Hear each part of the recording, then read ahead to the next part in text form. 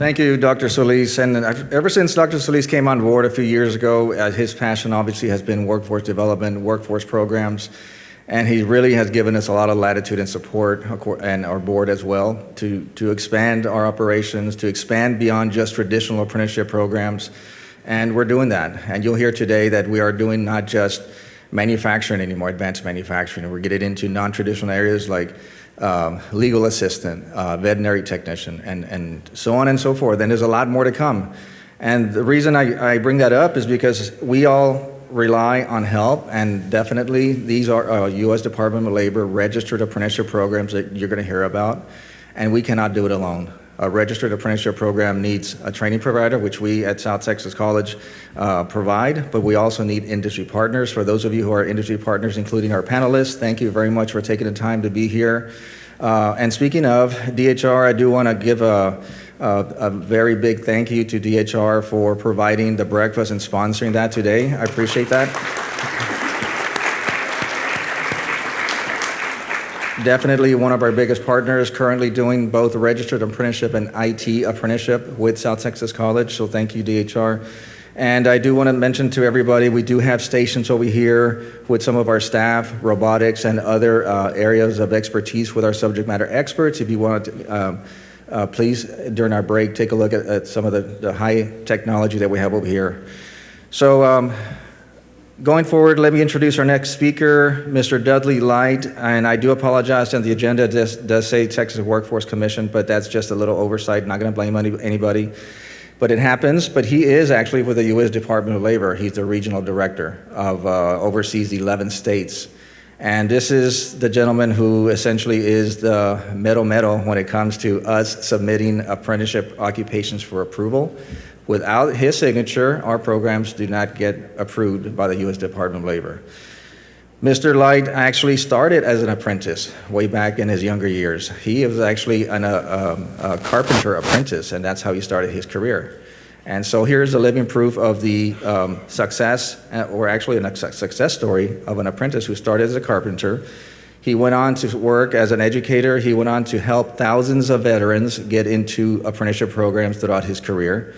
And then he started in 2011 working for the U.S. Department of Labor, where during that tenure, he oversaw the almost quadrupling of the number of apprentices in the United States, and that is huge. And a lot of it has to deal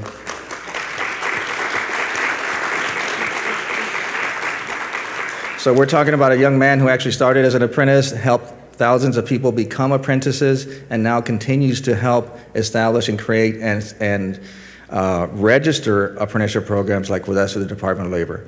He has helped us get programs like the superintendent, which was not an apprenticeable occupation, professional brewer, not an apprenticeable occupation, registered nurse, and probably several others. Those take an enormous amount of time and effort to get processed through the U.S. Department of Labor. Working with the Board of Nursing was a task, but he made it happen. And he is a definite advocate for what we have to offer here and what you'll see as far as our apprenticeship program. So again, I talk about partnerships, I talk about friends, and Mr. Light's motto, as from what he's told me, is essentially simple but very, very strong, is never stop learning. So let me introduce Mr. Dudley Light, Regional Director for the U.S. Department of Labor.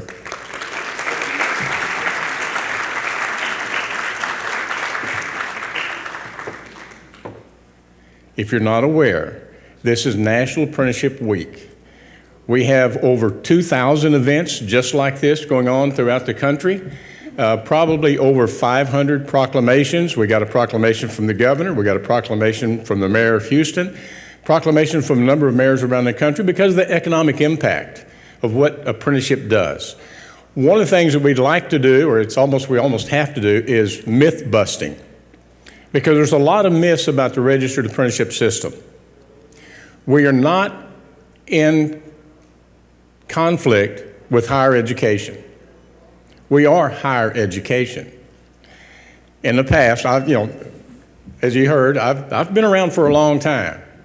I've had the opportunity to see the trains coming down the track. And you see a locomotive coming down the track, you can see the light at night.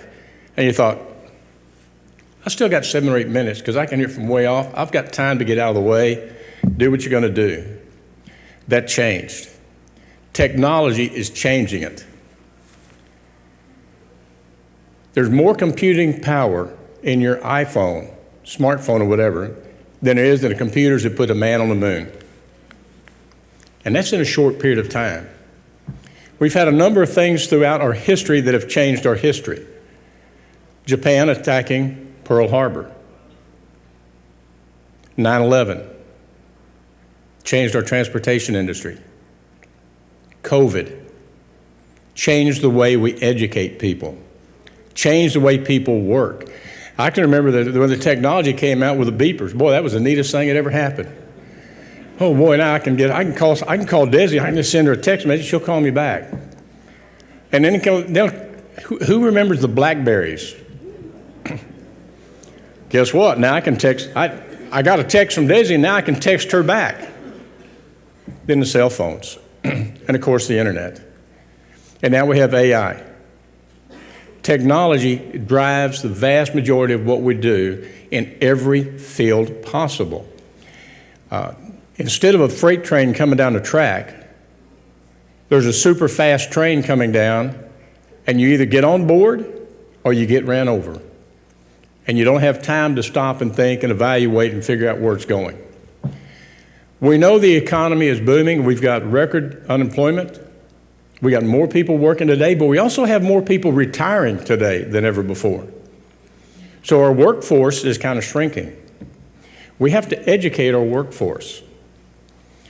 When the governor goes out and he talks to employers about coming to Texas, bringing their companies to Texas, come to Texas, one of the first things he'll tell them is we have a standing workforce that's ready to go to work today. The proof is in the pudding. 2015, 2016, we had probably 12,000 registered apprentices in Texas. Because of the work of the Texas Workforce Commission, our partners, our colleges, community colleges, our sponsors, today we're at over 35,000, close to 36,000 apprentices registered. And that's an important part because it takes that workforce, when the governor goes to sell our state to bring more companies in, to improve our economy, he's talking about a qualified workforce. You have to have a qualified workforce or employers aren't coming. We're one of the few states that are still growing in number. There's a number of states that are decreasing in their population. They don't have a standing workforce. Nationally, we were running probably 3 years ago around 350,000 apprentices registered across the whole nation. Today, that's over 900,000 apprentices registered. What's been the big change? The big change is apprenticeship has always been in the trades, the construction trades. Well, I can tell you from a construction guy, construction's for the younger generation. It's not for us old guys. You know, your mind will tell you, I can still do that, but the next day your body says, what the heck were you thinking? Believe me, it's a reality. So now we have, luckily, we've had a number of different administrations. The good thing, the nice thing about apprenticeship is it's non-political. We see support from the Republican Party, the Democratic Party, and the independents and the liberals or whatever they are. Because it develops workforce. It affects people's lives and their livelihood. That's the neat thing that Desi and I get to do is work with the apprenticeship system on a daily basis because we know the impact that it does. If you would have told me close to 50 years ago I would be standing here today when I graduated from my apprenticeship program, I'd have laughed at you. There's no way that they're going to take some poor carpenter out of Dallas and get on a magnificent journey that I've been on.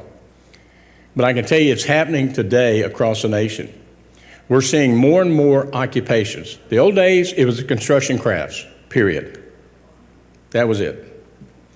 Now it's anything that you can do, any occupation you can learn by hands-on, doing it, and having related training instruction, the key component that supports the on-the-job learning. They actually support each other. Because by doing it in combination, what we're seeing is an accelerated rate of being able to become totally proficient at a trade or occupation.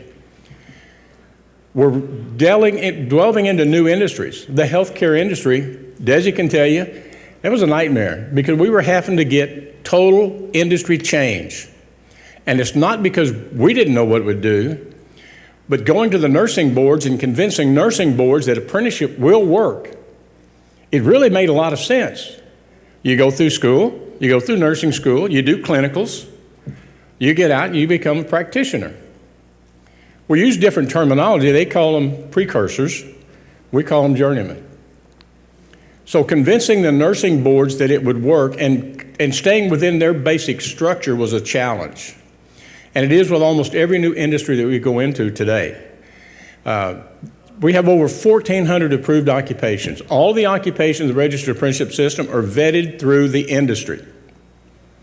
Our apprenticeship standards, the first page says that you have to meet all federal, state, and local licensing issues. So our nurses that come through the nursing program are getting paid for clinicals, which in the past they didn't. The industry came to us. I actually came to Commissioner Alvarez when he was still the labor commissioner here in Texas. He said, we got a problem. 8 of the biggest hospital districts in Texas said, we've got a problem. We need some help. And he called us. And we sat down with him and worked it out. It took a couple of years because, again, we're changing an entire industry. How many have heard of the teacher shortage? Is there a teacher shortage in our state? There is a teacher shortage in 50 states. I kind of saw it coming because I have a daughter that's in the higher education field. She saw it coming down the tracks. Luckily, we were able to get a little bit ahead of it, and we have the teacher apprenticeship programs now, which has evolved into now also a K through 12 principal program, where current teachers with a certain amount of experience can go through an apprenticeship program and become a principal. We're seeing it in any and every occupation to where you can learn it by hands-on, actual doing the work, and related training instruction. Has anybody looked, well, I was going to say the one ads. Nobody does the one ads anymore. It's all posted online. How many times do you see a job posting that says 1 to 3 years of experience? Nobody wants to hire the rookie. 1 to 3 years of experience. Texas Workforce Commission had a situation where they were needing people for IT, I believe it was.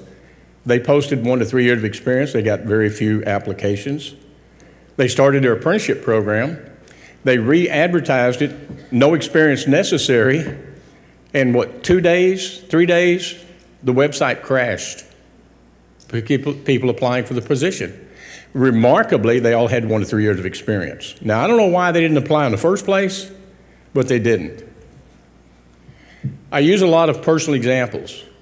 When my wife came out of high school, was going into the workforce, she interviewed with a company and said, well, we were looking for 1 to 3 years of experience. And she looked at the gentleman and said, how do I get that if nobody will hire me in the first place? So he looked at her and goes, I'm going to hire you. And it worked out very well. We have a workforce. We have a dramatic need for more people coming into the workforce. You've heard of the housing shortage, of not building enough houses, the prices going up, all this stuff. Part of that is we don't have enough people going into the construction trades because now they're going into the IT fields or other fields and occupations. We never have been the competition with higher education, even though 40 years ago, that's what we were considered. You're the competition. You're taking our students. Everybody knows colleges get paid by how many students they have going to school. We know the economic impact. We also know the economic impact of companies and corporations. You have an opportunity through the registered apprenticeship system to employ somebody and train them to the point of where you want them as a journey worker. That's vital and important because you're getting the product at the end. Retention rates. You talk to corporations and companies, they'll tell you about retention rates. It costs most companies anywhere from $4,000 to $7,000 to onboard somebody. By the time you advertise and you do all the stuff you got to do to get people to actually apply to the positions, that's what it costs them to onboard them. So when these people are leaving after a short period of time, they've lost money. Over the many years, all the economic indicators, every research that's ever been done will tell you on the registered apprenticeship system, For the employer, which is the foundation of the program, you have to have an employer. The return on the investment for the employer is $1.48 for every dollar they spend. The return on the investment for the federal government, $28 for every dollar the federal government spends. 2015 was the first time that the Department of Labor actually put grant money on the street in order to promote the registered apprenticeship system. It's a voluntary system. Now they've put probably over, since that time, close to $1 billion in grants. And I will tell you the economic impact for Texas, the growth for one. Texas has always been at the forefront and the leaders of these grants because they perform and they produce. So they are always getting the top amount of money that's offered. We have other states that don't do that well. Not that anybody does necessarily bad, but you like to see that top number comes in because it gives them the economic tools to help drive the engine. I don't know of a single company that doesn't operate off of one principle, and it's profit. To do that, companies and manufacturers can buy the components to build a product at the same price as everybody else buys those products. They need a skilled workforce in advanced manufacturing to put those products together to make them profitable when they sell them at the end. So apprenticeship has a dramatic impact upon our nation economically. It's having another impact because we're seeing our workforce. It's a challenge. You know, how many, drive around town, look at how many help wanted signs you see up. You know, a lot of people tell you, well, we can't pay those kind of wages. Well, we don't tell you what to pay people. That's not what 29 CFR 29 tells us to do. That's what governs the registered apprenticeship system. 29, Title 29, Code of Federal Regulations, Parts 29 and 30. We don't tell you what to pay. But when the local Buc-ee's is paying $18 an hour to start, and apparently they're a pretty profitable company because you see them everywhere. So economics drives a lot of it. That's the big train. The scary part is where are we going with the artificial intelligence? What kind of an impact is it going to have across the board? There's a lot of myths that we try to bust, and you're seeing more and more of that today. We have employers tell us, I don't want to get involved in apprenticeship programs because I don't want the federal government looking over my shoulder and looking into my business. Guess what? We don't. We look over your shoulder to see if you're running the program like you've told us that you're going to run it. That's it. We don't tell you what to pay. We do look to make sure that the related training instruction is going to fit in with the on-the-job learning component because an apprentice has a reasonable expectation of completing the program and being able to continue to work in that occupation as a career. Registered apprenticeship is not a job task program. It's a career program. Something you should be able to work out for the rest of your life. And I'm probably going to get the hook any minute now because I probably ramble on and talk too much. So, I believe in the system. I know what it can do. I know how it impacts people's lives. I've been fortunate enough to be in the system for a long time. I'm excited every day to go to work and see the new occupations and the new trades and the new skills that we're bringing into the workforce because we're growing the American workforce, period.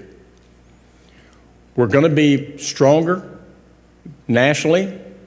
We're going to be stronger here in Texas because we're growing our workforce the proper way. A lot of industries have people leaving at an earlier age. A lot of people are retiring in their 50s now. We have to replace. To replace, we've got to train. But we need effective training to make things work. Again, the biggest expenditure any company has is in training their people. You cannot hire everybody because every company has their own little nuances. That's the neat part about it. We are no longer in a box. We did away with the box. We blew it up a long time ago. We're in the cloud, just like everybody else. And clouds are always moving and changing. We have to be nimble and flexible, and our motto is just say yes. So when you come to us with a new occupation, a new skill, they're all vetted through the industry. We don't have a group of gnomes or a bunch of guys like me in D.C. say, well, we're going to make nursing an apprenticeship program next year. Then we're going to do teachers. We respond to the industries. We had a major trucking shortage right after COVID. The scary part is there's tractor trailers out there hauling 80,000 pounds of goods with no driver. That's artificial intelligence. Well, I've seen the way some people drive here in Texas. That's a little scary sometimes, believe me. I'll be doing some driving later today, so it's a little spooky sometimes when you think about it. Pilots, when they take off and land, a lot of pilots, you can tell the difference in a pilot landing and a computer landing. If it's nice and smooth, that's the pilot. If it's what I call a hard landing, that's the computer. GPS drives a lot of what we do today, the technology. We either embrace the technology or it's going to run over us and leave us behind. And none of us want to be left behind. So first, I want to thank the college for putting the summit on again. It is National Apprenticeship Week. It is our 10th annual National Apprenticeship Week. A lot of events going around. I'm going to be around for a little while today. Then I've got to book out of here once again. I've been all over the state this week. But I appreciate the opportunity to come and to be here. And I love working with the college. I love working with all of our colleges, our future sponsors, because I know what it does for people's lives.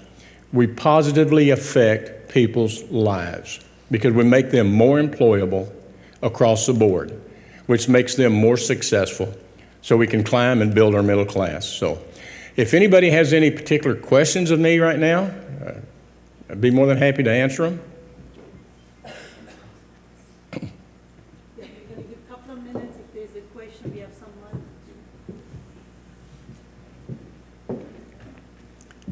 Either dazzled you with brilliance or baffled you with BS, I don't know. So.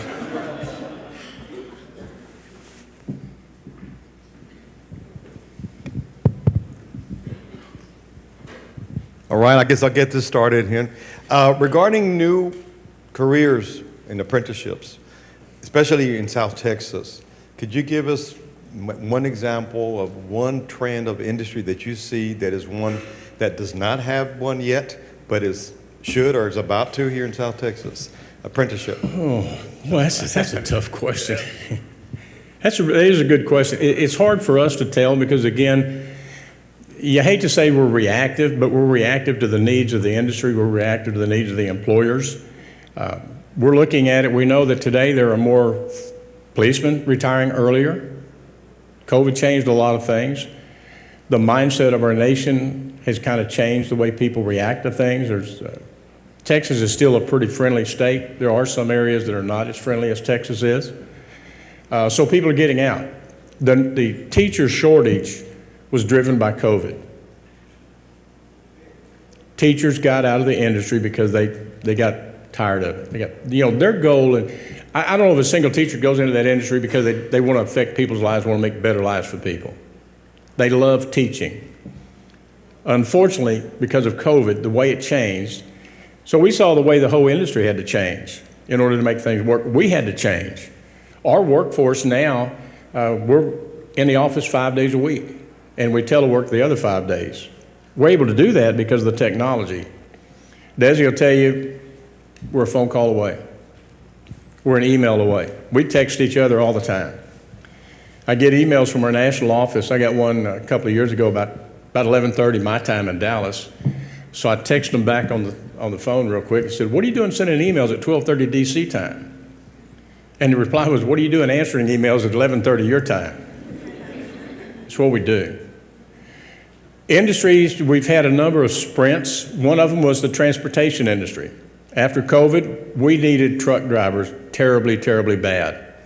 We put together a 90-day sprint, and we registered probably close to 30,000 apprentices in those 90 days. The nursing shortage was another one. The IT field, we had a sprint in the IT field. That was about a 120-day sprint. We registered a lot of new programs in the IT field.